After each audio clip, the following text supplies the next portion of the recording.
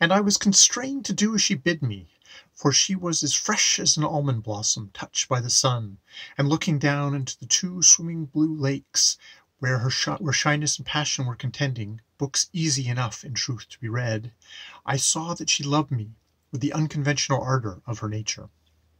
It was a pleasant discovery, if its abruptness was embarrassing, for she was a maid in 1,000, and half ashamed and half laughing, I let her escalade me, throwing now and then a rueful look at the secret of the gods, all that priceless knowledge treated so unworthily.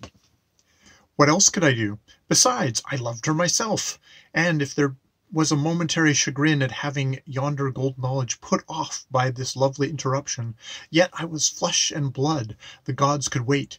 They had to wait long and often before, and when this sweet interpreter was comforted, we would have another try. So it happened, I took her into my heart and gave her the answer she asked for. For a long time we sat in the dusky grandeur of the Royal Library, my mind revolving between wonder and admiration of the neglected knowledge all about, and the stirrings of a new love, while Heru herself, lapsed again into Martian calm, lay half sleeping on my shoulder, but presently unwinding her arms, I put her down. "There, sweetheart," I whispered. "Enough of this for the moment. Tonight, perhaps, some more, but while we are here amongst this lordly litter, I can think of nothing else." Again I bid her turn the pages, noting as she did how each chapter was headed by the colored configuration of a world. Page by page we turned of cracking parchment, until by chance at the top of one my eye caught a colorful round I could not fail to recognize. 'Twas a spinning button on the bluest breast of the immeasurable that yesterday I inhabited. "Read here," I cried, clapping my finger upon the page midway down, where there were some signs looking like Egyptian writing. "Says this quaint dabbler in all knowledge anything of Isis, anything of Phra, of Ammon Top?" "And who is Isis? Who Ammontop?" asked the lady.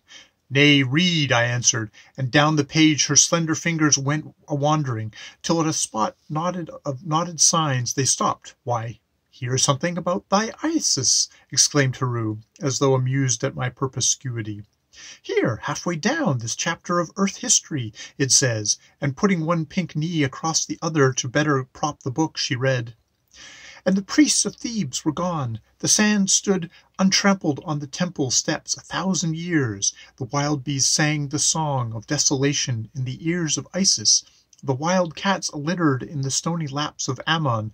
Aye, another 1,000 years went by, and earth was tilled of unseen hands and sown with yellow grain from paradise. And the thin veil that separates the known from the unknown was rent, and men walked to and fro." "Go on," I said. "Nay," laughed the other, "the little mice in their eagerness have been before you. See, all this corner is gnawed away." "Read on again," I said, "where the page is whole. Those sips of knowledge you have given me make me thirsty for more.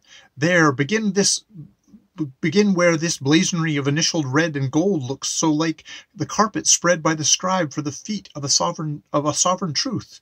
What says he here?" And she, half pouting to be set back once more to that task, half wondering as she gazed on those magic letters, let her eyes run down the page, then began, "And it was the beginning, and in the center void presently there came a nucleus of light, and the light brightened in the gray primeval morning, and became definite and articulate, and from the midst of that natural splendor, behind which was the unknowable, the life came hitherward.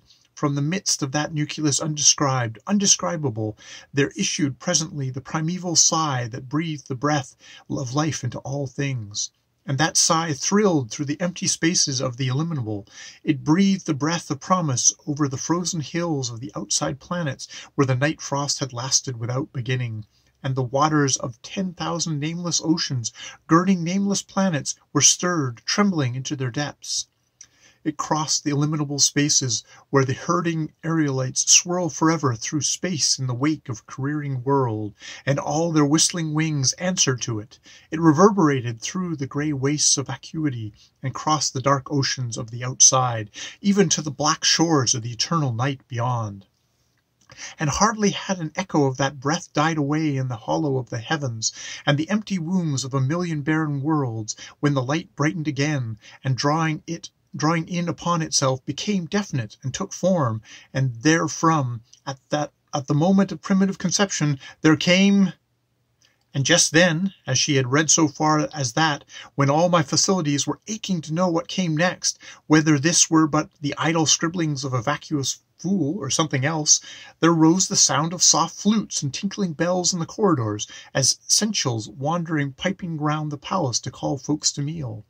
A smell of roast meat and grilling fish as that procession lifted the curtains between the halls, and "Dinner!" shouted my sweet Martian, slapping the covers of the Secrets of the Gods together, and pushing the stately tome headlong from the table. "Dinner! 'Tis worth 100,000 planets to the hungry!" Nothing I could say would keep her, and scarcely knowing whether to laugh or to be angry at so unseemly interruption, but both being purposeless, I dug my hands into my pockets, and somewhat sulkily refusing Haru's invitation to luncheon in the corridor (Navy rations had not fitted my stomach for these constant debauches of gossamer food), strolled into the town again in no very pleasant frame of mind.